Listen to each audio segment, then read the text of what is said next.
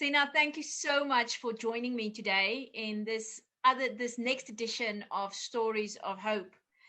I want us to start off by why don't you introduce yourself and tell us what is it that Sina brings to the world? Okay, thank you very much, Anne-Marie, for the opportunity. I really appreciate it. My name is Sinam. I'm the Managing Director of Sinam Business Solutions, the founder as well. I am a mother of two. I was born and bred in Lesotho. After I completed my first degree in a university in Lesotho, I became a teacher for about a year. Then I decided to come to South Africa in 1998 to study industrial engineering at Wits University. After I graduated from Wits, I held a couple of positions in both private and public sector in supply chain space. And then in 2017, then I started off Sinam Business Solutions. The sole purpose of starting Sinam Business Solutions was to provide an avenue out there for businesses, small and big, to find solutions that can make their supply chains work for them. And I must say, it's been quite a journey since then. We are just under 5 years old, so we are still learning a lot. When I started Sinam Business Solutions, our focus was mainly in procurement, inventory management, and ESD. One of my biggest early on challenges was basically, how do I find people that are versatile enough to cover all those areas? And I learned quickly that it's not about the skill. If you find the people with the right attitude, you are able to teach them. I always say to my team, when I feel like they're a bit scared, I would say, nobody was born with any skill. It doesn't matter whether somebody's called the highest engineer, the most brilliant doctor. Nobody is born with a skill. Your attitude is the most important thing. And with the right attitude, you can do anything and everything. And my team has proved to me that it actually is a possible thing within a business. We have helped companies, Marie, in saving money through procurement. We have helped companies that were not even aware that they could improve their efficiencies through inventory management. We have assisted companies to actually help small companies in a way that they can look back and be proud of the results. But in all of that, while we were busy enjoying ourselves, we had an unwelcome visitor, COVID-19. And when COVID-19 came in 2020, Sinam was one of the businesses that were hard hit by COVID-19. Some of our projects simply just could not go on. You find yourself in a situation where you don't go and argue with the client because you look and you realize there's nothing that the client can do, And we looked at our pipeline. You have a strong pipeline, you're happy starting a new year, then everything crumbles, because when panic starts coming through, then even those on your pipeline start reviewing their plans and relooking things and all of that. It was such a terrible thing that eventually we had to lay off some people out of the business, which was very heartbreaking for me personally, because I always keep a very personal relationship with the people I have on my team. I always say I love my staff. So to have to face people and say, in all this panic, I'm adding to that, and you will not have something to put on the table for your children. It was very heartbreaking. But that being the case, one of the things that I realized through the journey to recovery, once I recovered from the shock, I realized that one needed to find a personalized recovery plan, one that works with you internally before you can get yourself out there to save your company, to save, the team and all of that. So that is one of the things that I worked very hard for myself personally to say, how do I then make sure that space is right? And I did that. As soon as I was able to get myself out of the fear factor and able to get out there and face the world again, I started on my team, those that I was able to keep. I think I could see that they thought there was something weird coming because we started actually doing things like meditations.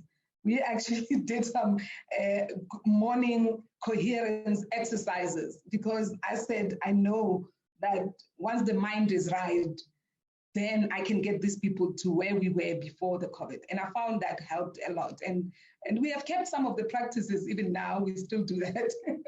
And I realize now that people have felt and seen the results, they're actually enjoying it even more. They are starting to even talk about it with our clients, which is actually funny. But in addition to that, Maria, what I found to work very well for us is because we had a business plan. I always say, if you don't have, every year, you need to have a detailed business plan for your business. For me, I realized if a structure falls, that is a solid structure, it's easy to pick it up and mold it back into shape. But if chaos falls, they might not even find some of the pieces. It's almost like it becomes a permanent damage.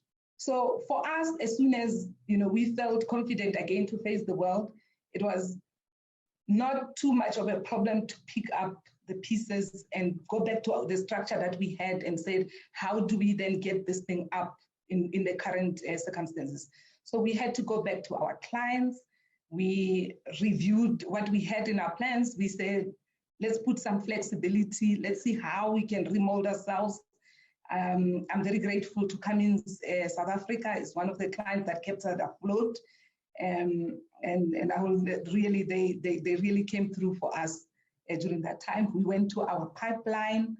We started renegotiating the terms and reigniting those conversations that we had. But what I realized was the fact that if your systems, your methodologies, your processes do not have the requisite built-in flexibility, most companies actually would fall from that. Because sometimes as entrepreneurs, we are so proud of what we build. This is how we do it. This is the best way of doing it. Sometimes without even saying, does it give the client what the client wants?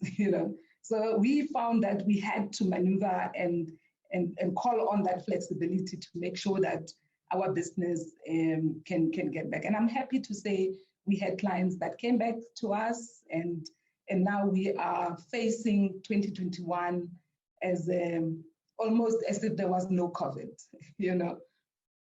But through the journey, painful and rough as it was, we identified a need in the market as a business.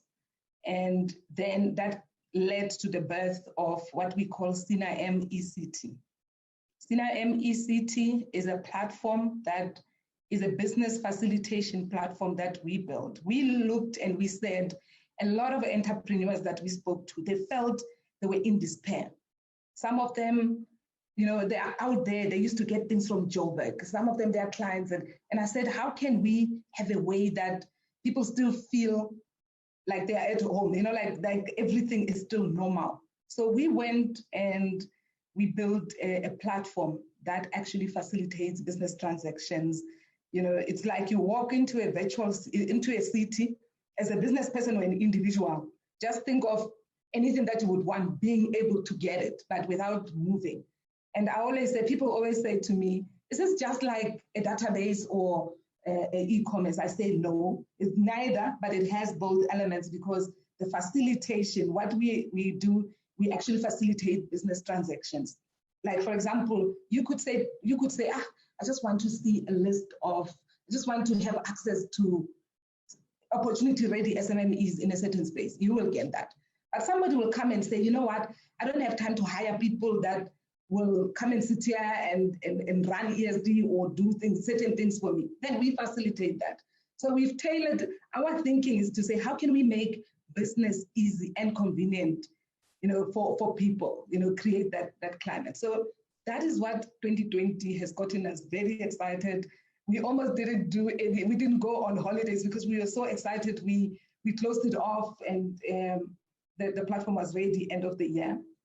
And now, it's just, we opened the year with a bang, And we realized that, despite what you get as an entrepreneur, but there's nothing more rewarding than going out there and seeing the actual impact. Like when you can feel that this person feels grateful that they are paying you to do this. And I think with ECT, we are taking so much of people's problems away, and that is what our year is looking like. We want to take ECT to the most rural places in South Africa to say, you are sitting there, you don't even know that somebody 2 blocks away from you can do a certain service. You travel all the way here. I'm from Lesotho, so I know the issues there. People come to Joburg. So that is our excitement. We've got our plans for 2021. My advice to people is, and mostly entrepreneurs is, guys, the battle is in the head. It's in your mind. 95%, if you get that space right, 95% of the work is done already. So you just have to mold and finish off with the 5%. Have a solid business plan for your business in the beginning. Know that if something doesn't go wrong, then you have a path that almost gives you a structured way of going back and seeing how to rebuild. And the third one is to say, build in that flexibility. If you stop focusing on how you are doing things, yes, we are proud of those nice things we've built, but when you sit in front of a client, what they want is a specific result. And when you understand that, build in the required flexibility in your business to make sure that it allows you to always get to the result.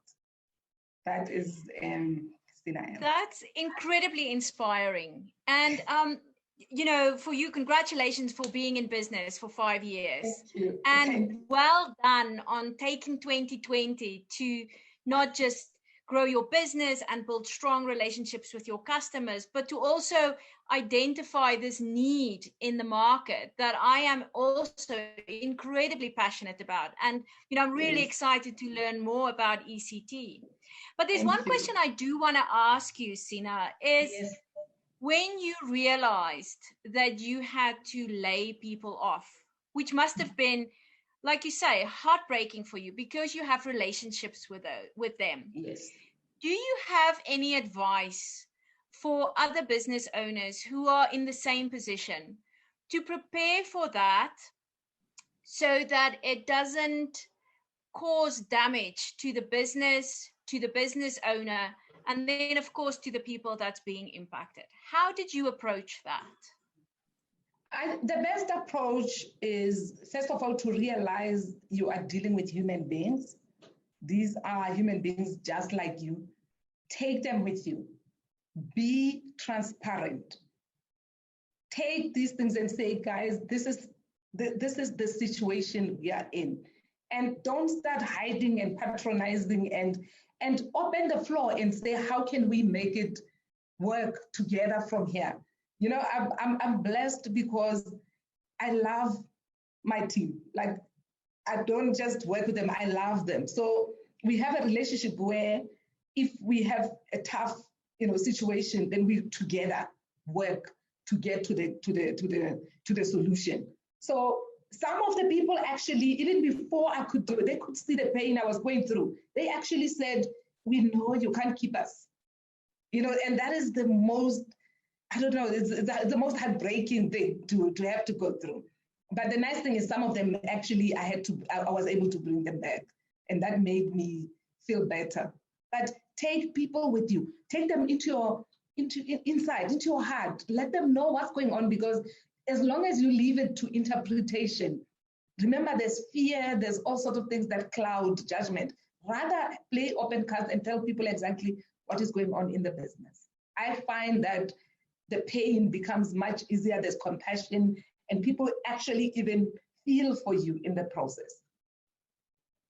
Sina, when you got to this decision, did you seek advice from industry experts, around how to go through the process, or did you already have those processes in place? Did you plan for it as your business grew?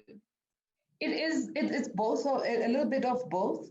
As part of our methodologies and all of those, I'm always learning and researching. But at the same time, from my network, I have people that I know they're experts in that field. But I'm one of those people that believe in empowering myself with information and understanding and all of that. So it was a long decision that came that was based on having to go through each and every one of those things. And eventually it worked out. And I would advise anybody not to just do it because it's reactionary if you do it that way, and your chances are you're not going to get it right. And I cannot emphasize more. Talk to your people. Let them understand what is going on. By the time you make that decision, it's almost like they've already accepted the decision themselves because they can see, you know. But get advice. Call on your networks. Get 1 hour. You can pay for 1 hour consultation with some people. You know, like just make sure that it's not just based on your own little understanding of the situation. Somebody might open your mind to a different outcome. That's really good advice. The other thing that you said earlier was, as you started opening again and you went back to your customers, you had to, you had to be flexible. So did your customers need what they asked you to do in the beginning, and then after COVID, when you went back to see how you can revive those relationships, was there a significant change in what they needed, or how did you deal with the after effects of COVID that it had on your customers? I think, first of all, once again, it's a realization that a customer is a human being. They've got, yes, there's a company needs to save money and all of those, but there's a human being behind that. And you need to have a way of getting to that human being that you're dealing with. Understand what are their fears as a person. Because with a business, it's very easy. You need to save money, you need to have efficiencies, you understand. But there is human being and other human beings behind that. And you need to go as deep as that. People had their own fears, they had their own beliefs. Other customers were adamant that you cannot come to the office, you cannot contact, we will talk after 2 months and all of that. And you need to almost hold it in and say, this is a human being. If you go back, you better go back with a solution that deals with that, not trying to push and saying, I'll save you money and doing all of this. So I think for me, it's about harness that relationship. Understand there's a human being behind that big company, and that is the person you're going to be dealing with. And if they are not at the same level with you in terms of their mental state, you will not be able to get further.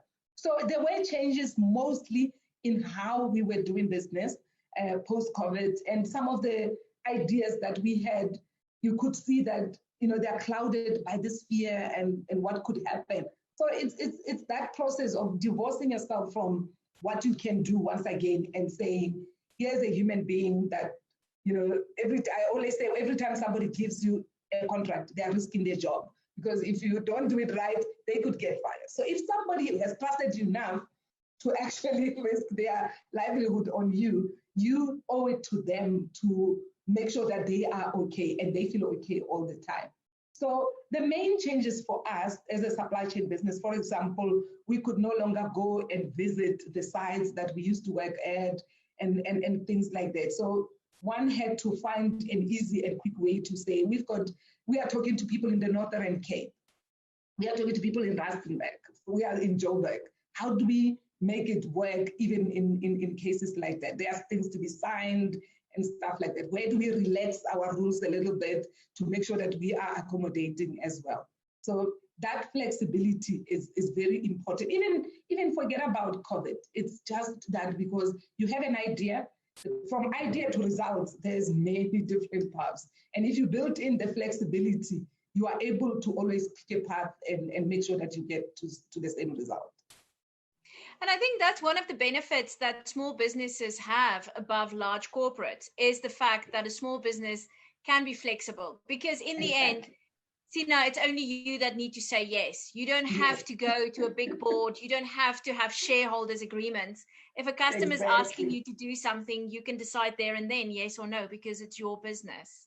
That is very true. And I would like most entrepreneurs to always remember that, to say, you know what, that is an advantage actually for you as an entrepreneur, because then there's not, you are what makes the business work. And you are sitting right in front of the client. And the fact that there is not that long, arm's length relationship, one should actually use that to their advantage, because there'll be a time where you don't get to meet your customer and there are people that you must trust that must handle that for you. But for now, as an entrepreneur, you are right. You are the decision maker. You sit in front of the client. They would love that if you actually use it properly. Sina, what advice would you give to somebody that's watching this, that is looking at what's happening in the world around COVID, the uncertainty of whether we're going to go into lockdown, what the future is going to bring? What would your advice be to them? How do they gather the strength to show up every day? How do you do that? What's your advice? My advice is, first of all, what happens in the world happens to everybody. How it affects you is what's happening in your head. And by saying that, it shows the power that you have to decide how you experience what is happening out there. And I would advise people to seek programs, to seek advice to people that talk about stuff like this, and make sure, and I cannot emphasize more, getting your mind in the right space. Because when you do that, you stop seeing problems, but you see opportunities. You know how many people actually leverage the need for sanitizers, and while some of us were hiding and running and screaming. So when you have to make sure your mind is right. And there are tools and ways that you can check yourself and say, am I there or am I not there? And once you are there, then you have to get those that you work with also along on the journey. If you are coherent, you will get results, and you will see all problems that people see. For you, you will see only solutions and opportunities for growth. I love what you're saying. I was actually listening to a podcast yesterday on Calm, the meditation app. Okay. And there was a guy that was talking about how entrepreneurs see opportunities where other people are seeing problems. And for me, that is one of the things why what I love about South Africans is, some people call it hustle. Other people are saying it's entrepreneurial. We have this incredible ability to see there's a problem, and then in Afrikaans we say boer maak 'n plan. There's a problem, we'll fix it. Exactly. I can find a solution. And I think if small businesses could just if everybody in South Africa could just have that mindset, when they see a problem, is how can I fix it? And if I can't fix it, who do I know that I can take this to so that they can fix it? Collaboration becomes so important in a time like this. If we compete for resources and for work, yes, there's only a little bit that goes around. But if we are willing to share all of that, all of us can win, and we can share. So collaboration is a big thing as well. It is a very big thing. And I think if you will see what we have in ECT, it's exactly that. We are saying, you are an entrepreneur. I'm not going to go there and pose as an IT specialist. I'm saying, come all of you, be part of this ecosystem. Let me, if I need an IT person in Katu, then I know I've got somebody in Katu, I just have to make sure that the transaction goes smoothly and nobody cries at the end of it. So collaboration is key. And I think if we can learn that as entrepreneurs, it's the only way your business will grow. Because as a person, you are one, you are limited, you cannot grow beyond who you are as a person. So the power of collaboration, I cannot stress it more. But once again, to say, how do we then navigate now in the space that we are in? Amari, 95% of what happens to you is part of how you see the world. I will advise entrepreneurs to seek these programs. Gone are the times where you would sit there and figure it out quickly. There is help. That's what I'm saying. There is help. You go on the internet, you call other people, you will find programs that will help you ascend to that level, And I think the important thing for small businesses to understand as well is to solve a problem, you don't necessarily need 5 hours or 12 hours or 3 months with somebody that's going to keep on asking you money. There are people out there that's willing to do, they listen to your problem, they can tell you, they can point you in the right direction, they have tools and things that they can share with you. Within an hour, you know what to do, you have direction, and you can move on. But you see, the problem, yes, I think one of the things, I mean, having worked with a few SMEs myself as well, even though I am one, is the fact that, you know, as an entrepreneur, you are honestly a person that has a specific skill that you want to do business. But that is less than 5% of what business is. That 95% that is lacking, a lot of us, we refuse to recognize it.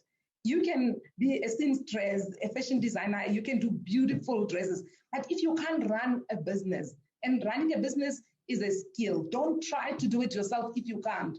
Find somebody who can do it within your budget and help you do it at the level. Don't go and hire your sister's cousin, whatever, that, because even that, you're not going to get what you need. You need to learn to find the right skill for the dollar that you're paying. And you need to realize that you're not going to, you have to get out there. Right now, there are people offering those solutions. You want an IT specialist, don't try and get your brother to come and try and figure it out and end up messing things. There are people out there who are trained, who are able to do that, and at a fraction of time. Like you're saying, for a small business like mine, you don't need somebody to sit there for 30 days. Why don't you then get somebody that comes once a month? It might be a freelancer that is full-time employed somewhere, but they are available on a weekend. They can come and do that 1 hour. It will be much worth than that person sitting there for the whole month. But I think that's where your platform now becomes so valuable. Yes. Because yes. If you know, I'm always surprised when I speak to a small business and they tell me, oh, I need money because I need to develop this software. But the software is available. Your competitor is using the software. Ask them what software they are using and see if you can share the license fee. You know, your neighbor, if you're an accountant, you need somebody that can manage your social media for you. The person in the office next to you, you know, they may be a mind coach, or it may be a hairdresser or a beauty salon. They also need somebody that does social media. So why don't you pool your resources and get somebody in? You know, and this is where collaboration is starting to, and this is when I get very, very excited. Sinam. That was my main reason for starting Sinam ECT. That was my main reason for that. To say, as a small company, you are probably the company that needs the most highest skills, because you are starting off, you need to scale up.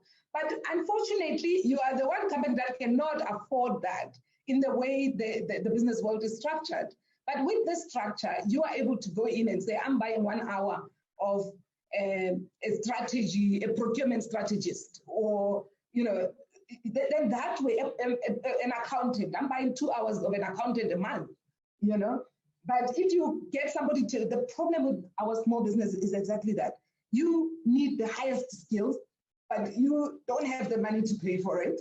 And the only way you can do it is if we go through the platform that we have set up, where the people that come in there, we even have freelancers that are coming in to say, on the weekend, what do you do? Don't sit and do things you don't enjoy. You could be enjoying doing exactly the same thing, provided your environment permits. And we work 2 hours, you make a little bit of money, but you are helping somebody so much. See, now this was so entertaining. I'd love to have another conversation with you, and especially talk more about ECT and get people to understand about that. But why don't you, if people want to get in touch with you, how can they reach you? If they want to get in touch with us, ECT it's already live. It's www.sinam-ect.com.